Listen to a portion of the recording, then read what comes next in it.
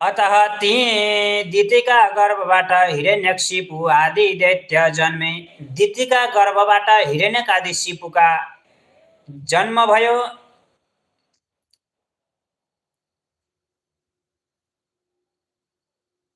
अदितिका गर्भबाट सूर्य चन्द्र आदि 33 कोटी देवताहरू जन्मे। अदितिका गर्भबाट देवताहरूका जन्म भयो। धनुका गर्भबाट दानवहरू जन्मे। काराका गर्भबाट कारागोराका गर्भबाट गन्धर्वहरू जन्मे। सिंहिकाको गर्भबाट राहु जन्मियो।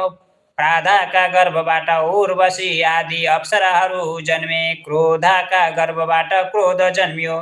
मनुका गर्भबाट ब्राह्मण क्षत्रिय वैश्य शूद्र यी 4 थरी मनुष्य जन्मे।